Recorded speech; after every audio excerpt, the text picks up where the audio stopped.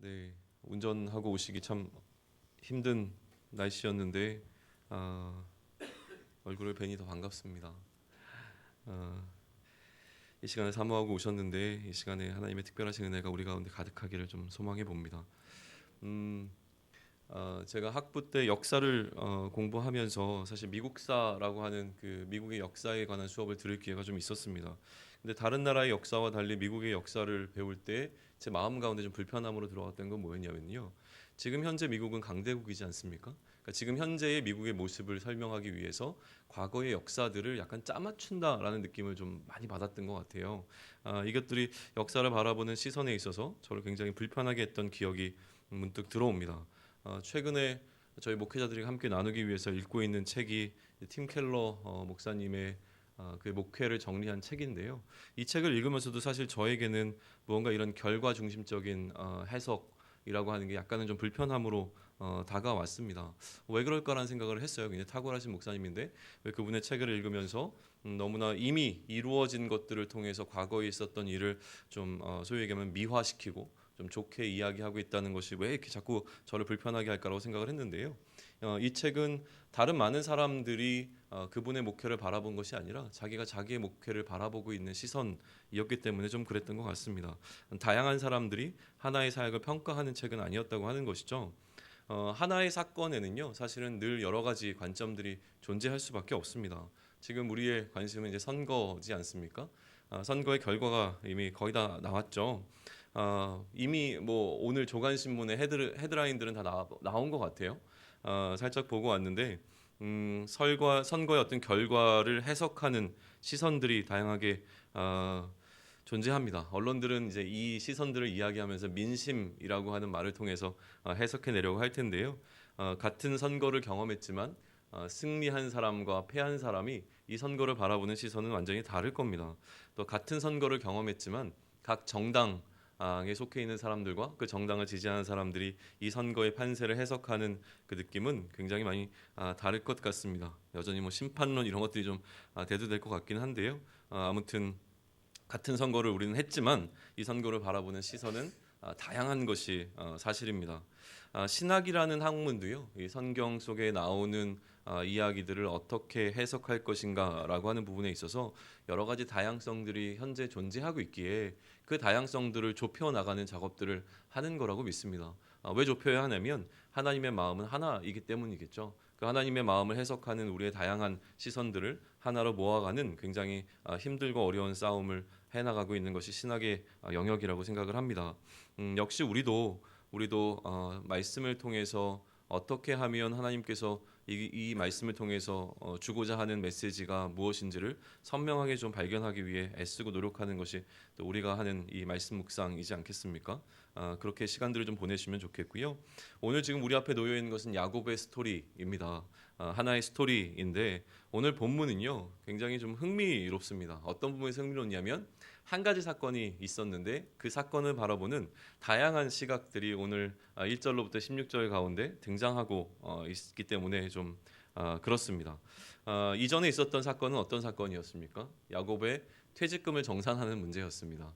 그가 이때까지 일해왔던 품삯에 대한 것을 정산해야 되는데 이 퇴직금 정산 방법이 굉장히 특이하지 않았습니까? 그래서 어떤 맥시멈이라고 하는 어느 정도까지라고 하는 금액이 정해져 있었던 것이 아니었고 결과에 따라서 많이 받을 수도 적게 받을 수도 있는 그런 굉장히 특별한 방법으로 시도가 되었습니다. 그런데 그 결과가 우리 앞에 놓여 있는데요. 바로 전절이죠. 30장 43절을 보게 되면 이렇게 기록되어 있습니다. 이에 그 사람이 매우 번창하여 양떼와 노비와 낙타와 나귀가 많았더라 라고 되어져 있습니다. 굉장히 좋은 결과를 가져왔던 것이죠. 그런데 이러한 결과를 바라보는 네 가지의 시선이 오늘 1절부터 16절에는 등장합니다. 첫 번째는 라반의 아들들이 바라보는 시선이고요. 두 번째는 라반이 바라보는 시선이고 세 번째는 야곱이 바라보는 시선이고 마지막으로는 야곱의 아내들이 바라보는 시선이 등장하고 있습니다. 참 재밌습니다. 첫 번째는요. 라반의 아들들입니다. 1절인데요. 제가 읽습니다. 야곱이 라반의 아들들이 하는 말을 들은즉 야곱이 우리 아버지의 소유를 다 빼앗고 우리 아버지의 소유로 말미암아 이 모든 재물을 모았다 하는지라. 빼앗다라 빼앗았다라고 하는 말이 등장하죠. 이 빼앗았다라는 말 한마디를 통해서 적대적인 분위기가 충분히 감지가 되어집니다. 왜냐하면 당시만 해도 재물은 아버지께로 상속받는 것이었는데 이미 그 상속받아야 되는 재물의 많은 분량을 누가 가져갔습니까?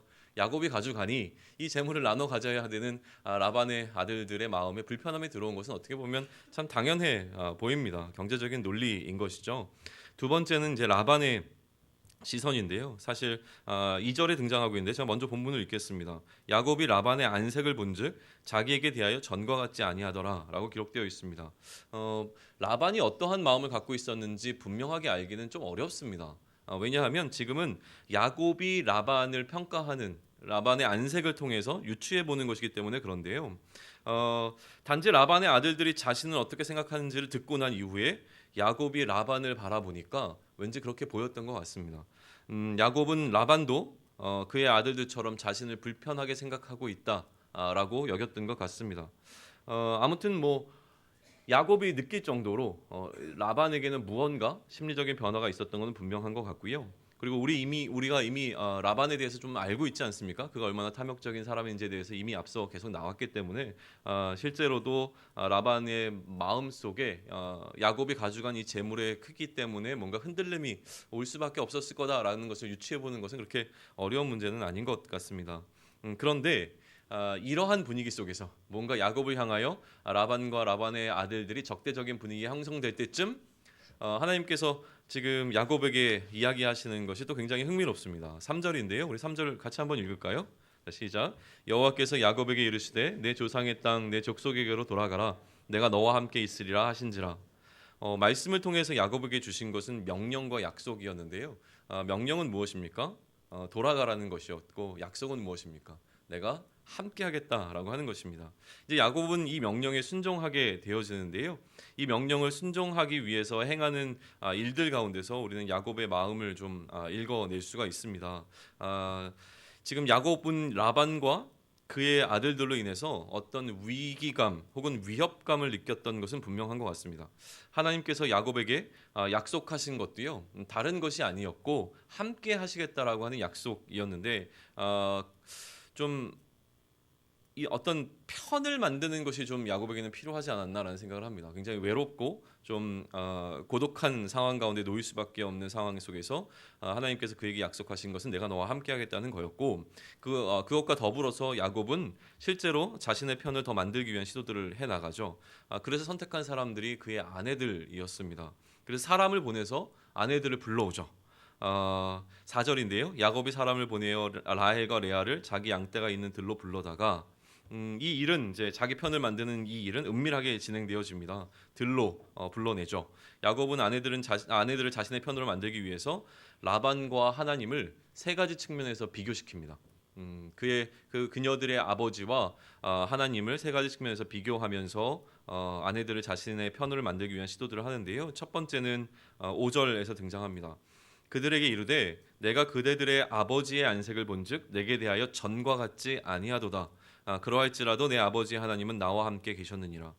야곱의 첫 번째 주장은 무엇이냐면 당신들의 아버지가 라반이 이전과 같지 않다는 겁니다. 뭔가 변했다는 것이죠. 그런데 이에 비해서 하나님은 어떻게 하셨답니까? 내 아버지 하나님은 나와 늘 함께 계셨다는 것을 이야기합니다. 지금 무언가 당신들의 아버지는 나로부터 떠나 있는 상황인 것처럼 변했지만 하나님은 예전과 동일하게 계속 나와 함께 계신다라고 하는 이 이야기를 합니다. 지금 야곱이 라반에게서 느끼는 불편함이 조금 더 선명해지는데 그것은 무엇이냐면 라반이 하나님처럼 자신 편에 자신과 함께하지 않는다라고 하는 자신 편이 아니라는 그 느낌을 받고 있는 것이죠. 그의 아내들에게 이러한 문제를 제기하고 있는 것이 첫 번째 이야기입니다. 그러니 지금 문제는 선명해졌습니다. 편이 갈려 있는 것이죠. 라반과 하나님 혹은 라반과 야곱이라고 하는 두 편이 나누어져 있습니다. 요구는 무엇이겠습니까? 이 편에 설 것인가 저 편에 설 것인가를 결정하라라고 하는 요구를 지금 하고 있는 것이죠. 두 번째 비교로 넘어가시죠. 6절과 7절입니다. 그대들도 알거니와 내가 힘을 다하여 그대들의 아버지를 섬겼거늘 그대들의 아버지가 나를 속여 품삯을 10번이나 변경하였느니라. 그러나 하나님이 그를 막으사 나를 해치지 못하게 하셨으며 라고 되어 있습니다. 이번에는 아내들을 자신의 편으로 만들기 위해서 같이 공유하고 있는 어떤 경험을 이야기합니다. 이게 굉장히 설득이 있어서 중요합니다. 우리가 흔히 뭐 너도 알잖아, 그때 너도 경험했잖아, 이런 얘기 많이 하시지 않습니까? 이런 경험을 공유하기 시작하는데요. 그대들도 알거니와라고 얘기합니다. 자, 모두가 아는 공유하고 있는 사실은 무엇이냐면 야곱이 죽을 만큼 라반을 위해서 일했다는 사실입니다. 수년에 걸쳐서 얼마나 일했는지를 모두가 알고 있는 것이죠. 이것을 이야기하는데, 그런데 라반은 어떻게 했습니까? 이러한 야곱을 향하여 10번이나 속였다라고 이야기하는데요. 실제로 10번인지 많은 학자들은 이제 과장된 표현이라고, 우리 그런 거 하잖아. 다 그래. 다 그래. 또 뭐라고 얘기합니까? 뭐 생각이 안 나는데, 하여튼 우리가 과장되게 얘기할 때 있잖아요. 실제로 뭐 다 그렇다는 거겠습니까? 그러니까 많은 사람들이 그렇다는 것인데, 이제 과장된 표현을 통해서 이 사람들의 마음을 치는 것이죠. 그런데 여기에 야곱의 그 탁월한 지혜가 엿보이는 장면이 있습니다. 뭐냐면 라반이 속였는데, 속인 것이 무엇을 속였다고 얘기하냐면 품삯을 속였다고 얘기합니다. 사실 라반이 속인 가장 핵심적인 속임은 무엇이었습니까? 네, 아내의 문제였습니다. 근데 아내들에게 이 부분을 얘기하지 않습니다. 뭐겠습니까? 아내의 불편한 마음을 건드리지 않겠다는 것이죠. 그들이 민감하게 생각하는 부분들은 건드리지 아니하고 다른 부분으로 접근하면서 이 아내들을 설득하고 있는 이 야곱의 모습을 보면서 굉장히 소름 돋습니다. 지혜로운 것 같아요. 라반이 그렇게 자신을 속였음에도 불구하고 하나님은 라반이 자신을 해치지 못하도록 하셨다라고 이 표현을 합니다. 자, 여기서 굉장히 중요한 핵심이 하나 또 등장하는데, 이것은 무엇이냐면 속이는 행위를 지금 야곱은 뭐라고 표현합니까? 해치는 행위라고 지금 설명하고 있다고 하는 겁니다. 라반을 더 위협적인 사람으로 만들었습니다. 단순히 속이는 것을 넘어서서 자신을 해하려는 사람으로 지금 아내들에게 상정하고 있다는 것이죠. 그러니 앞에 이야기했던 5절과 합치면 라반이 지금 자기에게로부터 달라졌는데, 이제 라반은 나를 적대하는 사람이 되었다. 그러면 당신들은 라반의 편에 설 것인가 아니면 내 편에 설 것인가를 요청하는 것이죠. 그리고 이제 마지막으로 제시하는 것이 등장하는데요. 8절과 9절입니다. 제가 또 읽겠습니다. 그가 이르기를 점 있는 것이 내 삭시 되리라 하면 온 양떼가 나은 것이 점 있는 것이요, 또 얼룩무늬 있는 것이 내 삭시 되리라 하면 온 양떼가 나은 것이 얼룩무늬 있는 것이니 하나님이 이같이 그대들의 아버지의 가축을 빼앗아 내게 주셨느니라 라고 기록합니다. 여기서 야곱은 어떠한 방식으로 라반이 자신을 해롭게 하려고 하여도 하나님께서 그 일을 어떻게든지 막으셨음에 관해서 구체적으로 설명하고 있는 겁니다. 자, 여기서요. 앞서 라반의 아들들은 야곱이 자신의 아버지의 것을 빼앗았다라고 표현을 했습니다. 그런데 지금 여기서 야곱은 무엇이라고 얘기합니까? 하나님께서 빼앗아서 자신에게 주었다라고 설명을 하죠. 그런데 이 빼앗았다라는 단어의 의미는요, 원래적으로 어디에 많이 사용되냐면 구해 주는 것에 관해서 이야기할 때 사용되는 단어입니다. 생명을 건지어내는 것에 이야기할 때 이 표현을 사용하죠. 특별히 창세기에서는 그렇게 사용되고요. 출애굽기에서 더 명확하게 설명되어지는데, 이스라엘을 애굽으로부터 건져내실 때 이 단어가 사용되어집니다. 그러니 앞서 나온 이야기와 합쳐서 이것을 이해한다면 이렇게 이해할 수 있습니다. 무슨 얘기입니까? 라반은 자신의 생명을 해하려고 했는데 어떻게 했다는 겁니까? 하나님께서 나를 건져주셨다라는 이해로 지금 야곱은 설명하고 있는 것입니다. 야곱은 지금 이 문제를 단순히 어떤 재산권의 분쟁이나 그의 퇴직금 문제로 바라보고 있는 것이 아니라 생명을 담보로 하고 있는 일종의 전쟁과 같은 상황으로 인식하고 있는 것이죠. 이렇게 세 가지의 비교를 통해서 아내들로 하여금 선택을 할 수 있는 설명들을 해내고요. 그 다음에 여기에 꿈 이야기를 덧붙입니다. 꿈 이야기가 10절부터 13절까지 나오는데요.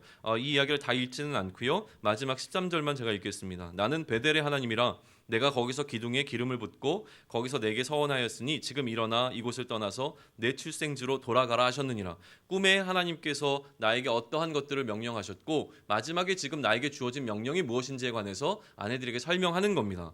자, 여기서 야곱의 탁월한 설득 방법을 또 발견하게 되어지는데요. 무엇이냐면 세 가지 측면에서 라반과 하나님을 비교했습니다. 라반은 계속 나에게 뭔가 불편함을 주는 사람이었고 지금 현재는 나의 생명을 위협하는 사람이었지만, 그럼에도 불구하고 하나님은 어떠한 사람으로 계속 설명하고 있습니까?